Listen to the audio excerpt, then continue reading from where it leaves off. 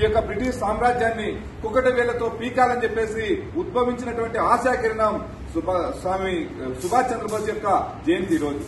సుభాష్ చంద్రబోస్ గారు తన యొక్క విద్యార్థి దశ నుండే కూడా దేశభక్తి కార్యక్రమాల్లో పాల్గొంటూ ఏదైతే బ్రిటిష్ వాళ్ళు చేస్తున్నటువంటి కార్యక్రమాలకు వ్యతిరేకంగా అనేక మంది యువకులతో కలిసి చిన్నప్పటి నుండే ఒక సామ్రాజ్యాన్ని ఏర్పాటు చేసి ఆ యొక్క బ్రిటిష్ వాళ్ళని తరిమి కొట్టేటటువంటి ప్రయత్నం చేశారు.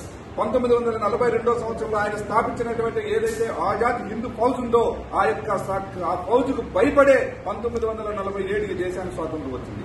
ఆయనకు జన్మనిర్మితి చేస్తున్నటువంటి ఏదైతే కార్యక్రమాలు ఉన్నాయో రాబోయేటువంటి రోజుల్లో మనం తరిమి కొట్టేటటువంటి పరిస్థితి వస్తుందని భయపడి ఆ రోజు వాళ్ళ దేశాన్ని వదిలి ఈ దేశానికి మేము స్వాతంత్రం ఇస్తున్నామని ప్రకటించారు తప్పిస్తే ఎవరి యొక్క గట్టి పట్టుకుని నడిచినటువంటి వదలకన్నో లేదా కోర్టు వేస్తున్నటువంటి వాళ్లను ఈ దేశానికి స్వాతంత్రం రాలేదు. సుభాష్ చంద్రబోస్ యొక్క అనేక మంది మీ రక్తాన్ని ఇవ్వండి, ఈ యొక్క యువ రక్తాన్ని ఈ దేశానికి ఇవ్వండి, ఈ దేశానికి స్వాతంత్రానికి 24 గంటల్లో తెస్తానని చెప్పినటువంటి మగ వీరుడు సుభాష్ చంద్రబోస్. అటువంటి యొక్క వీరుడి యొక్క జన్మదినాన్ని ఈ రోజు దేశం మొత్తం యువత ఆలోచిద్దాం. ఈ రోజు దేశాన్ని ఏ విధంగా అయితే చుట్టుపక్కల ఉన్నటువంటి దేశాలన్నీ కూడా మన దేశం పైన ఏ విధంగా మనం ఎదుగుతున్న సందర్భంలో మనం దొక్కుతున్నాయో మనందరికీ తెలుసు, ఏ విధంగా కుట్రలు చేస్తున్నాయో మనందరికీ తెలుసు. ఆ కుట్రలు కుతంత్రాలను తరిమి కొట్టేటటువంటి శక్తి ఈ రోజు మన యొక్క దేశంలో ఉన్నటువంటి యువత పైన ఉంది. యువతకు ఆ శక్తి ఉంది. కాబట్టి యువకులందరం కలిసి ఈ దేశం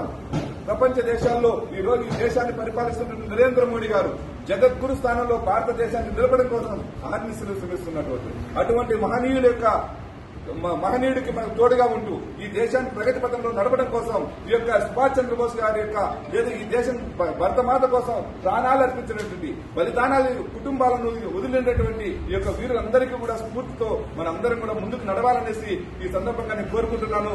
జై హింద్, జై భారత్.